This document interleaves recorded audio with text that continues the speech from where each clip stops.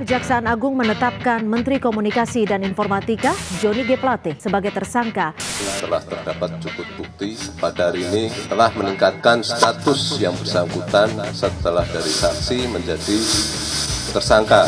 Sampai sejauh ini saya berpikir positive thinking, nggak ada itu intervensi jauh ini. Tapi kita nggak tahu esok hari.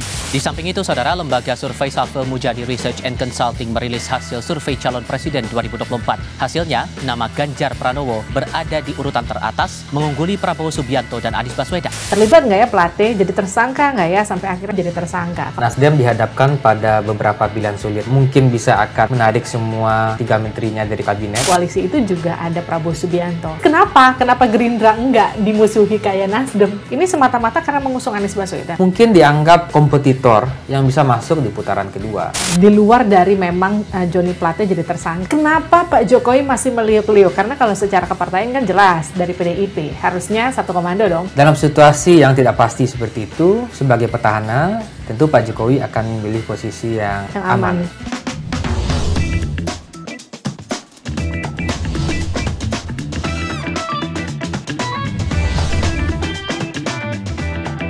Livi on point.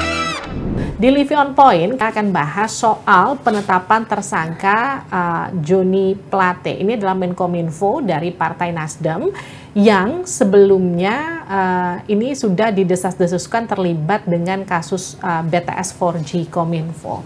Yang kemudian jadi pertanyaan bukan soal penetapan Plate-nya, tapi apakah setelah penetapan Johnny Plate yang notabene dari Nasdem, ini akan mengubah peta komposisi partai koalisi di kabinet pemerintahan Jokowi Ma'ruf. Kali ini bersama dengan Arya Fernandes dari CSIS. Hai Mas Arya. Hai Livi. Thank you for coming. Makasih. Aku mau nanya pertama-tama soal yang paling hot dulu deh, soal penetapan Menkominfo Johnny Plate jadi tersangka BTS 4G. Gimana nih Mas ngelihat ini? Ini kan sebenarnya sudah lama. Terlibat nggak ya Plate jadi tersangka nggak ya sampai akhirnya hari ini jadi tersangka? Kalau Mas sendiri ngelihatnya gimana? Pertama tentu Nasdem dihadapkan pada beberapa pilihan sulit ya. Apakah akan menarik mundur semua anggota kabinetnya dari koalisi, atau Nasdem menyerahkan posisi Kominfo untuk direshuffle dengan tetap mempertahankan posisi 2 menteri lainnya. Nah, pilihan yang lain yang harus diambil Nasdem adalah bagaimana Nasdem melakukan recovery secara politik, melakukan rebranding ya, dan memitigasi efek yang mungkin bisa timbul dari pasca penetapan tersangka ini. Nah, saya kira di antara pilihan-pilihan yang sulit itu, apakah Nasdem, skenario pertama, Nasdem mungkin bisa akan menarik semua 3 menterinya dari kabinet, artinya Nasdem berada di luar pemerintahan, atau Nasdem bisa menempuh skenario kedua, itu tetap berada di kabinet, tetapi dapat legowo kalau misalnya posisi Kominfo tidak diberikan lagi kepada Nasdem. Oke, Mas Arya, ini kalau kita lihat memang sebegitu di luar dari memang Johnny Plate jadi tersangka, itu kan kasus hukum. Itu kita pisahkan dulu. Tapi secara kasus politik sebelum Plate jadi tersangka, kita kan sudah tahu bahwa udah disharmonisasi antara Nasdem dan juga koalisi pemerintahan Jokowi, khususnya dengan Pak Jokowi. Ini semata-mata karena mengusung Anies Baswedan. Dugaan saya, persepsi Nasdem soal kepemimpinan nasional ke depan, saya melihat ada 2 arah yang berbeda dengan Pak Jokowi. Nasdem menginginkan adanya calon yang dapat punya satu visi dengan Nasdem, Partai Nasdem. Sementara di arah yang lain, Pak Jokowi juga punya preferensi politik yang berbeda.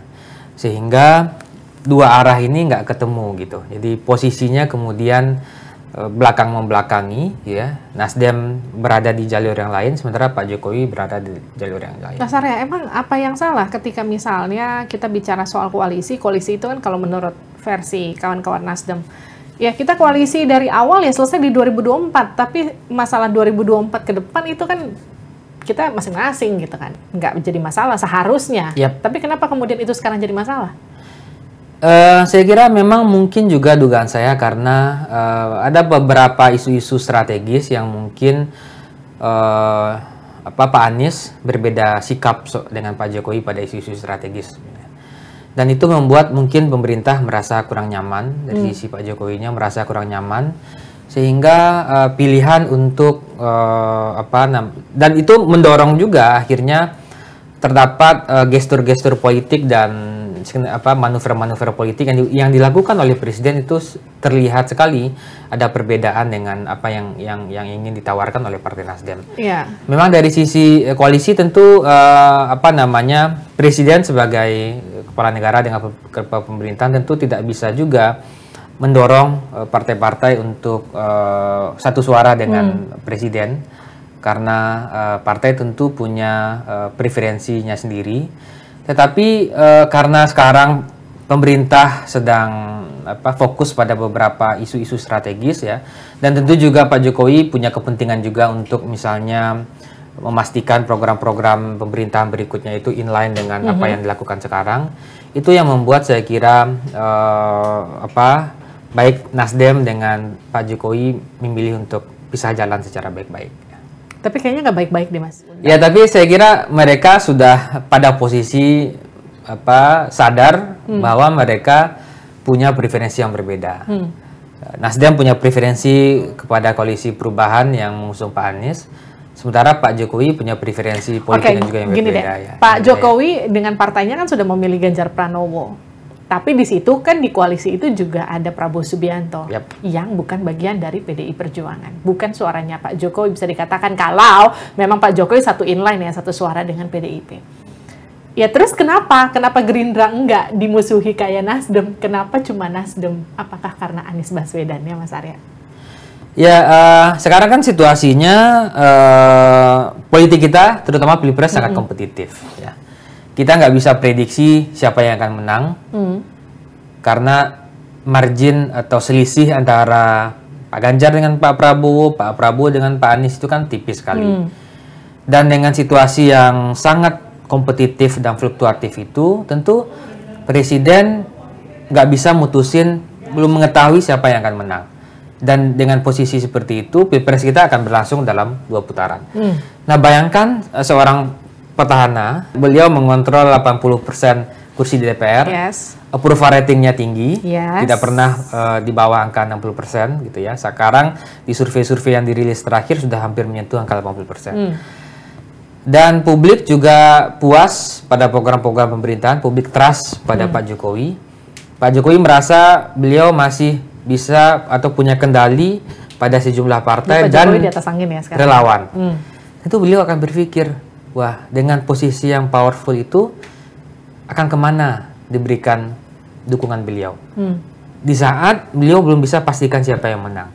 Makanya sekarang posisinya beliau akan meliuk-liuk aja tuh di antara Pak Ganjar dan Pak Prabowo.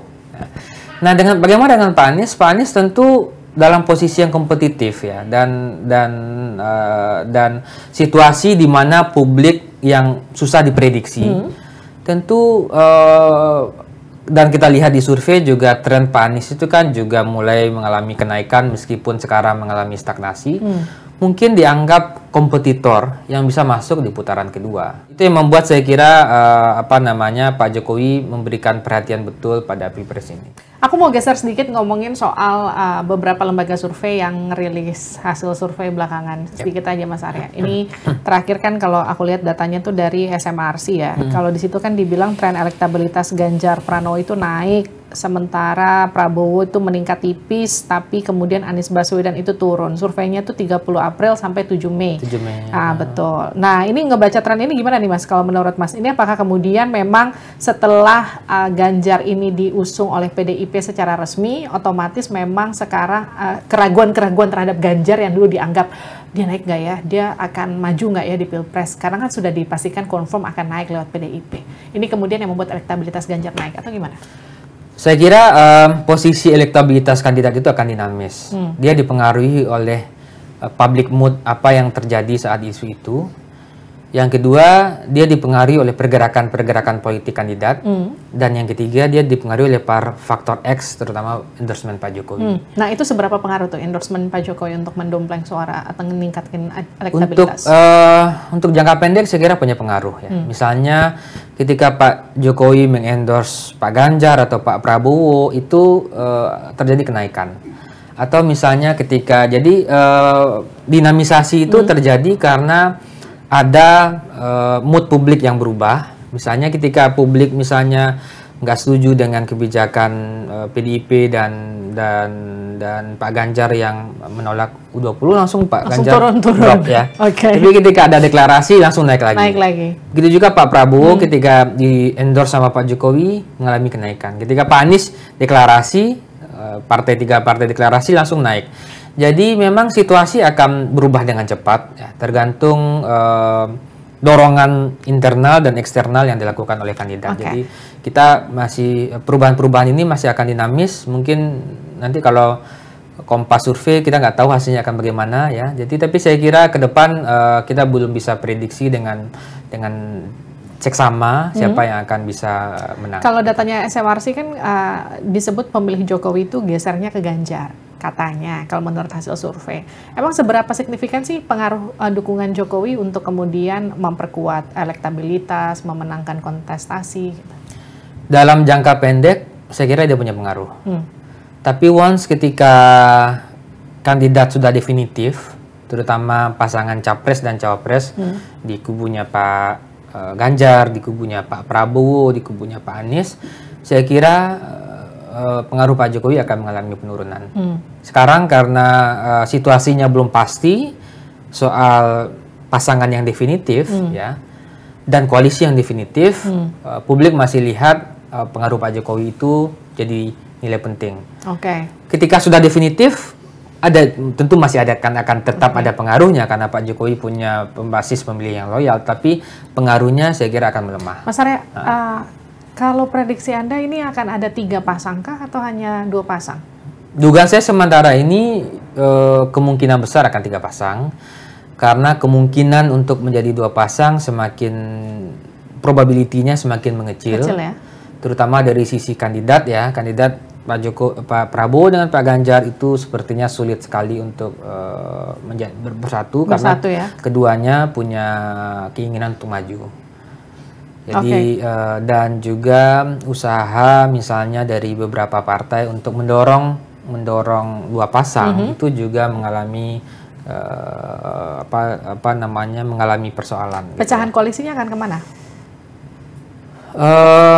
Saya kira sekarang kalau untuk koalisi PDIP P3 udah. PDIP P3 saya nggak tahu tapi dugaan saya mungkin iya, Golkar bisa ke Gerindra, ke Pak Prabowo ya, koalisi perubahan tetap.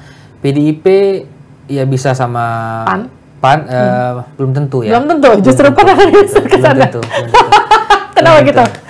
Ya jadi kan sekarang yang masih belum jelas itu kan PAN dan Golkar ya. PAN sama Golkar. Golkar kan sepertinya sudah lebih akrab Golkar ya, sepertinya lebih Golkar sepertinya akan potensinya ke Gerindra sepertinya lebih besar dibandingkan potensinya ke PDI Perjuangan.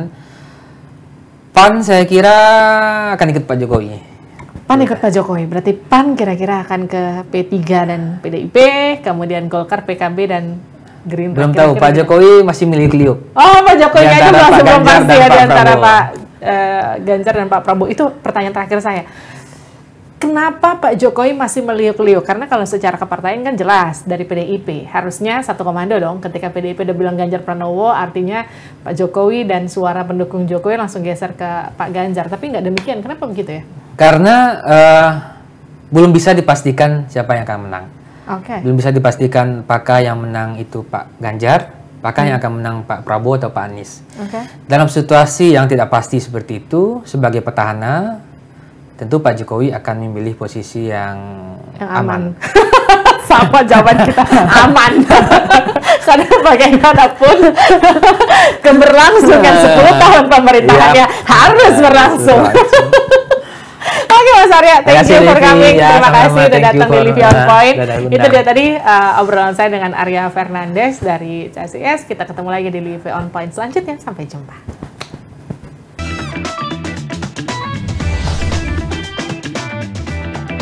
Livy on Point.